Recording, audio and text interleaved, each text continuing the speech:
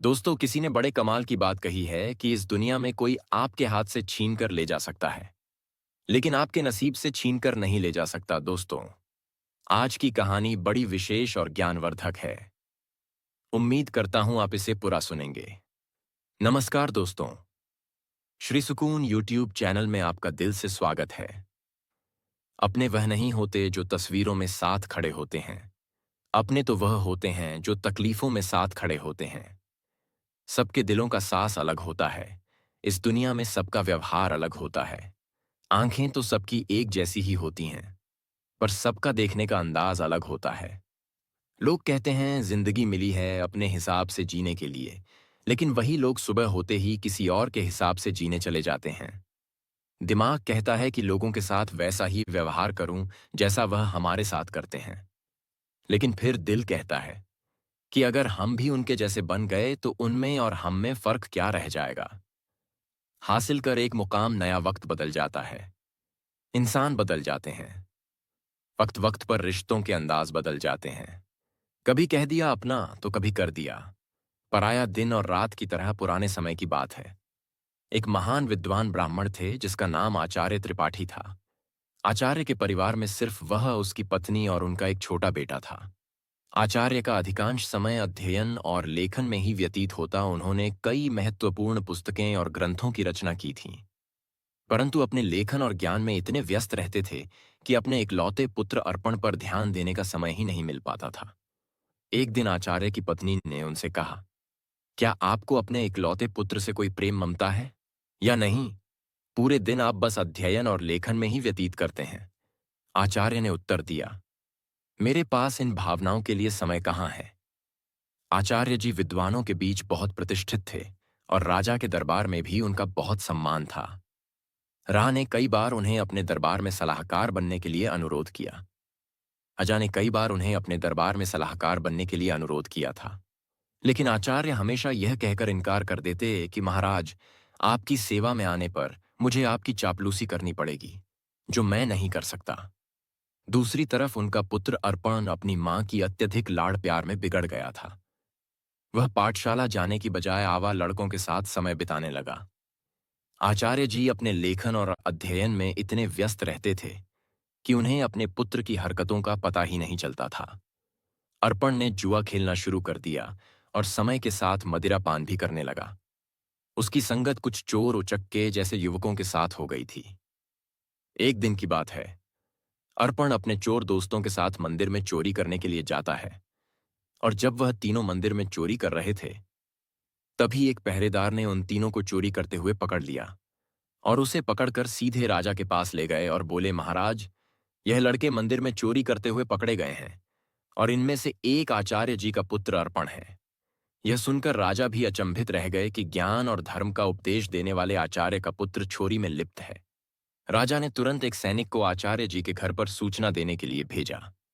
सैनिक ने जाकर कहा, आचार्य जी, आपका बेटा राजमहल में है। उसे मंदिर में चोरी करते हुए पकड़ा गया है। यह सुनकर आचार्य जी ने कहा, ओह, यह क्या मेरे मुंह पर काली खपत लग गई? अब मैं किसी को क्या मुंह दिखाऊंगा? उनकी पत्नी ने कहा, महाराज आपका बहुत सम्मान करते हैं, आप चाहे तो उसे माफी मिल सकती है। आचार्य जी ने उत्तर दिया, नहीं, मैं एक अपराधी की सिफारिश कर नहीं करूंगा। यह भी एक अपराध है। उसकी पत्नी ने धमकी दी, अगर आप राजा के पास नहीं जाएंगे तो मैं अपनी जान दे दूंगी। इस प्रकार आचार्य जी ने अपने सिद्धांतों के आगे झुकने से इनकार कर दिया, और यही उनके व्यक्तित्व की महानता को दर्शाता है। आचार्य ने भारी मन से कहा, ओह, तुम्हारी इस जिद की वजह से मुझे राजा के पास जाना ही पड़ेगा। पत्नी की बात मानकर अनिच्छा के बावजूद वे राजमहल पहुंचे। दरबार में उन्होंने राजा से निवेदन किया, राजन, मेरा पुत्र अभी नाबालिग है, उसे क्षमा कर दीजिए। राजा ने गंभीरता से जवाब दिया, यदि ऐसी बात है तो आपको राज दरबार में सभी के सामने मुझसे सार्वजनिक रूप से माफी मांगनी होगी, तभी मैं आपके बेटे को माफ कर सकता हूं। आचार्य ने सिर झुकाकर कहा, ठीक है राजन, मैं भरे दरबार में आपसे अपने बेटे के लिए क्षमा याचना करता हूं। आचार्य की इस विनती पर राजा ने उनके बेटे को इस शर्त पर माफ कर दिया कि भविष्य में वह कोई अपराध नहीं करेगा। परंतु इस घटना के बाद आचार्य जी की प्रतिष्ठा में धक्का लग गया। वे जहां भी जाते लोग उसे कहते कि आचार्य का बेटा चोर और उचक्के है। यह सब सुनकर आचार्य जी को बहुत दुख होता। इस अपमान और बेइज्जती के चलते आचार्य जी अब बीमार रहने लगे। उनके स्वास्थ्य पर इसका गहरा असर पड़ा। बेटा तो घर आ गया, लेकिन चोरी की उसकी आदत गई नहीं। उसने आचार्य जी की किताबें उठाकर बेचना शुरू कर दिया। एक दिन आचार्य जी ने पूछा, मेरी पुस्तकें कहाँ गईं? तो बेटे ने लापरवाही से कहा, पिताजी मैंने घर का कूड़ा कचरा साफ कर दिया। आचार्य क्रोधित होकर बोले, अरे निकम्मे, तूने मेरा सर्वनाश कर दिया बेटा। उसे स्वर में बोला, आप तो हमेशा मुझे कोसते ही रहते हैं। मुझे लगा वह किताबें किसी काम की नहीं, इसलिए मैंने उसे बेच दिया। आचार्य जी ने उसे ज्यादा कुछ कहा नहीं। समय बीतने के साथ साथ आचार्य की बीमारी और गंभीर होती गई। वे चिंतित थे कि उनके बाद उनकी पत्नी और आवारा बेटे का क्या होगा। वे बीमार थे, फिर भी एक महत्वपूर्ण ग्रंथ की रचना कर रहे थे। वे सोचते, मैं यह ग्रंथ पूरा करके ही मरूंगा। बीमारी के बावजूद वे दिन रात लिखते रहे और एक दिन उनका यह ग्रंथ पूरा हो गया। उन्होंने सोचा, मेरा ग्रंथ तो पूरा हो गया है, लगता है मेरे जीवन के दिन भी पूरे हो गए हैं। उस दिन उन्होंने अपने बेटे को पास बुलाया और कहा, बेटा, अभी भी समय है, तुम संभल सकते हो, अपने आप को काबिल बना सकते हो। उन्होंने अपना लिखा हुआ ग्रंथ बेटे को देते हुए कहा, बेटा, तुम्हारी बर्बादी मेरी ही लापरवाही का नतीजा है। यह अमूल्य ग्रंथ संभाल कर रखो, तुम्हें देने के लिए मेरे पास कुछ और नहीं है। अर्पण ने वह ग्रंथ की पोथी अपने पास रखी, परंतु मन ही मन वह सोच रहा था, मैं इस पोथी का क्या करूंगा? मुझे पढ़ना लिखना तो आता ही नहीं। अगर पिताजी ने कुछ पैसे देते तो बात भी थी। अगले दिन सुबह आचार्य का देहांत हो गया। उनकी मृत्यु के बाद उनके परिवार पर मानो दुखों का पहाड़ टूट पड़ा था। परंतु अर्पण को इस बात की कोई चिंता नहीं थी। वह तो अपने पिताजी के सामान में धन की तलाश करने लगा। पिताजी ने मेरे लिए एक कौड़ी भी नहीं छोड़ी। अर्पण निराश होकर बैठ गया। कुछ समय और बीता तो मां बेटे की हालत इतनी खराब हो गई कि खाने के भी लाले पड़ने लगे। एक दिन मां ने तंग आकर बेटे से कहा, बेटा कुछ काम धंधा करके लाओ, नहीं तो हम भूखे मर जाएंगे। अर्पण ने उदास मन से जवाब दिया, मां, मुझ जैसे अनपढ़ और बदनाम को कौन काम देगा? यह सुनकर मां ने सोचा, क्यों ना मैं राजा के पास जाऊं। मेरे पति का राजा बहुत सम्मान करते थे, शायद वह हमारी मदद कर दे। यह सोचकर वह राज दरबार पहुंची और राजा से गुहार लगाई, महाराज, हम भूखे मर रहे हैं, हमारी मदद कीजिए। राजा ने खड़े स्वर में कहा, क्या मदद? तुम्हारे पति को मैंने बहुत बार सलाहकार बनने के लिए अनुरोध किया था, लेकिन आचार्य हमेशा यह कहकर इनकार कर देते कि महाराज, आपकी सेवा में आने पर मुझे आपकी चापलूसी करनी पड़ेगी, जो मैं नहीं कर सकता। राजा ने कहा, तुम्हारा बेटा अब कमाने लायक है, मैं तुम्हारी कोई मदद नहीं कर सकता। निराश होकर मां घर लौट आई। घर पहुंचकर अर्पण ने मां को अपने पिता की दी हुई पोथी दिखाते हुए पूछा, मां, पिताजी ने यह पोथी मुझे क्यों दी? मां ने दुखी स्वर में कहा, बेटा, यह तेरे पिता की ज्ञान की आखिरी निशानी है। अर्पण ने उस पोथी को पढ़ने की कोशिश की, पर वह उसके लिए काला अक्षर भैंस बराबर थी। कुछ सोचकर वह अपने पड़ोस के रामू काका के पास गया और बोला, रामू काका, आप तो पढ़े लिखे हैं क्या? आप मुझे इस पोथी का मतलब बता सकते हैं? रामू काका ने पोथी खोलकर देखा और बोले, इसमें तो बहुत कठिन श्लोक लिखे हैं, इनका अर्थ तो कोई महापंडित ही बता सकता है। अर्पण निराश होकर वापस लौट आया। उसने कई जगह काम ढूंढने की कोशिश की, पर अपनी बुरी छवि के कारण किसी ने उसे काम पर रखने से इनकार कर दिया। वह जहां भी जाता, लोग उसे दुत्कार कर भगा देते थे। इस बीच उसकी मां भूख और बीमारी से कमजोर होती चली गई। अपनी मां की लाचारी और उसकी भूख को देखकर अर्पण ने खाने का इंतजाम करने की ठानी और घर से निकल पड़ा। चलते चलते उसकी नजर एक बगीचे पर पड़ी, जिसमें फलों के पेड़ लगे हुए थे। उससे रहा ना गया और वह बगीचे के अंदर चला गया।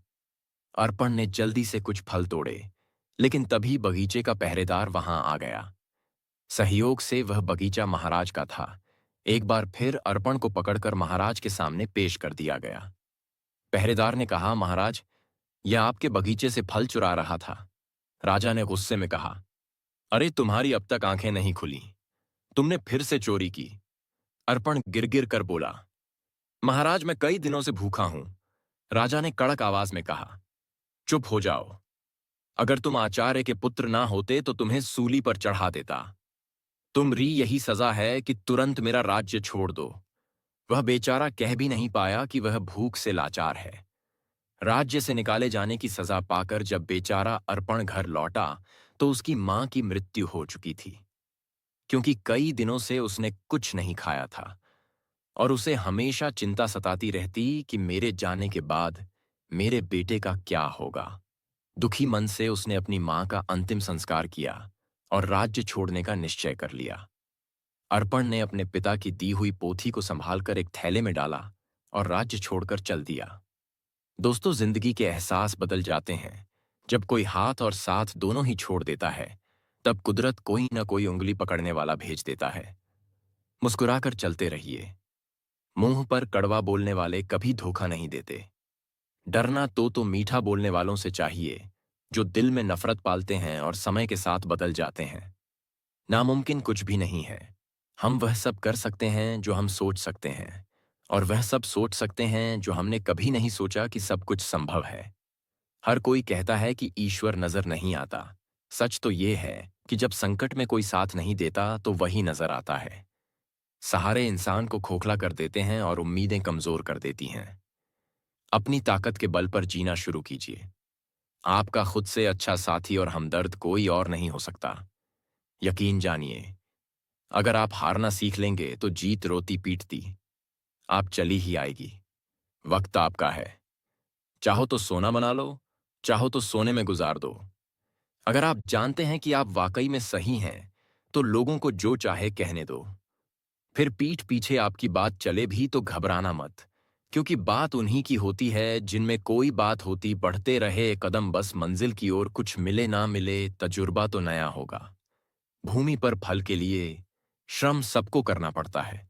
परमात्मा सिर्फ लकीरें देता है, उसमें रंग हमको भरना पड़ता है। अर्पण चलते चलते वह एक घने जंगल में पहुंचा और सोचा, यही फूल फल खाकर गुजारा करूंगा। वह एक पेड़ के नीचे बैठ गया और अपने पिता की पोथी को खोलकर फिर से पढ़ने की कोशिश करने लगा। शायद इसमें छिपे ज्ञान से मेरे दुखों का अंत हो जाए। बेचैनी में वह पोथी के पन्ने पलट रहा, लेकिन उसे कुछ समझ नहीं आ रहा था। उसने सोचा कि काश मैं पढ़ पाता। पिताजी ने मरते वक्त कहा था कि यह ग्रंथ अमूल्य है। अचानक हवा का एक तेज झोंका आया और पोथी में से कुछ पन्ने उड़ गए। अर्पण ने उन पन्नों को पकड़ने की कोशिश की, पर वह असफल रहा। वह सोचने लगा, पता नहीं कितने पन्ने उड़ गए हैं। उसने पोथी को वापस बंद किया और आराम करने के लिए पेड़ के नीचे सो गया। उसी जंगल में एक युवराज शिकार खेलने के लिए भटक रहा था। हवा में उड़ता हुआ पोथी का एक पन्ना उसके हाथ लग गया। उसने उसे देखा और पढ़ने लगा। किसी ने सुंदर हस्तलिपि में संस्कृत का श्लोक लिखा है, किंतु मैं संस्कृत नहीं जानता। कुछ सोचकर युवराज ने वह पन्ना अपनी जेब में रख लिया और शिकार की तलाश में आगे बढ़ गया। तभी उसकी नजर एक हिरण पर पड़ी और वह उसका पीछा करने लगा। हिरण अपनी जान बचाने के लिए एक प्राचीन मंदिर की दिशा में भागा और युवराज उस प्राचीन मंदिर में दाखिल हो गया। जंगल के बीच में यह एक प्राचीन मंदिर था जहां कुछ वनवासी पूजा कह रहे थे। उनका पुजारी कह रहा था, भाइयों, देवी को प्रसन्न करने के लिए हमें नौजवान युवक की बलि देनी होगी। तभी युवराज ने मंदिर में प्रवेश किया। वनवासियों ने उसे देखा और बोले, पुजारी जी, संयोग की बात है। युवक भी आ गया, क्यों ना इसी की बलि दे दी जाए। यह सुनकर युवराज सोच में पड़ गया। अगर मैंने इन्हें अपना असली परिचय दे दिया तो यह मुझे अवश्य ही बलि पर चढ़ा देंगे, क्योंकि यह शत्रु देश के राजा का है। वनवासियों ने युवराज को रस्सी से बांध दिया। तब युवराज ने कहा, पुजारी जी, मैं एक नीच कुल की संतान हूं। मेरी बलि देने से देवी अपवित्र हो जाएंगी। पुजारी ने हंसते हुए सख्त स्वर में कहा, अरे, देवी को बलि चाहिए, उन्हें ऊंच नीच से कोई मतलब नहीं है। युवराज अपने जीवन से निराश हो गया और सोचने लगा, झूठ बोलकर भी मैं अपने प्राण नहीं बचा पा रहा हूं। जब उसे बलि के लिए लाया गया तो उसने कहा, भाइयों, बलि पर चढ़ाने से पहले मैं अपनी एक अंतिम इच्छा पूरी करना चाहता हूं। मेरी जेब में एक भोजपत्र है। क्या कोई उसे पढ़कर उसका अर्थ बता सकता है? मेरी यही अंतिम इच्छा है, पुजारी ने कहा। अवश्य लाओ, मैं तुम्हें उसका अर्थ बताता हूं। पुजारी ने उस ग्रंथ के पन्ने को अपने हाथ में उठाया और कहने लगा, इस भोजपत्र पर 2 श्लोक अंकित है। पहले का अर्थ है, एक झूठ कई झूठों को जन्म देता है और झूठा व्यक्ति अंततः मुसीबत में फंस जाता है। दूसरे श्लोक का भावार्थ है, किसी के प्राण लेना सरल है, परंतु किसी को जीवन देना अत्यंत कठिन है। युवराज यह सुनकर फूट फूट कर रोने लगा। पुजारी ने उससे पूछा, तुम रो क्यों रहे हो? युवराज ने रोते हुए कहा, यह दोनों श्लोक मुझ पर ही चरित्रालु होते हैं। यह सुनकर वनवासियों को अपनी गलती का एहसास हुआ। उनमें से एक आगे बढ़कर बोला, पुजारी जी, यह युवक सच कह रहा है। हमें इसे जबरदस्ती बलि पर चढ़ाने का कोई अधिकार नहीं है। तब वनवासियों ने युवराज को मुक्त कर दिया। पुजारी ने कहा, जाओ नौजवान, इस श्लोक ने हमारी आंखें खोल दी हैं। हम आज के बाद देवी को किसी जीव की बलि नहीं चढ़ाएंगे। युवराज, जिसका नाम यंस था, उसने उनका धन्यवाद किया और महल की ओर चल दिया। लौटते समय वह विचारों में खोया हुआ था और सोच रहा था, यह भोजपत्र कितने अनमोल हैं। इन्होंने मेरे प्राण बचाए, हो सकता है ऐसे सुंदर उपदेशों वाले और भी पन्ने हो। महल वापस पहुंचकर युवराज ने अपने पिता के चरणों में प्रणाम किया और कहा, पिताजी, आपने मुझे शिकार खेलकर जीवों की हत्या करने से मना किया था। मैंने आपसे झूठ बोलकर शिकार खेलने गया था और मुसीबत में फंस गया, परंतु इन श्लोकों ने मेरे प्राण बचा लिए। फिर युवराज ने राजा रुद्र प्रताप को अपनी आप बीती सुना दी। उसने कहा, ऐसे श्लोक जो दूसरों को अहिंसा की शिक्षा देते हैं और जिन्होंने मेरे प्राण बचाए, मेरे लिए हजारों मोहरों के बराबर है। पिताजी, इस भोजपत्र पर पन्नों की संख्या 3 लिखी है। यह किसी अनमोल पोथी के हिस्से है। राजा रुद्र प्रताप ने यह सुनकर अपने कुछ सैनिक को बुलाया और उन्हें भोजपत्र दिखाते हुए आदेश दिया, जो भी ऐसे श्लोकों से सजे भोजपत्र खोज कर लाएगा, उसे ऊंचा पद और पुरस्कार भी दिया जाएगा।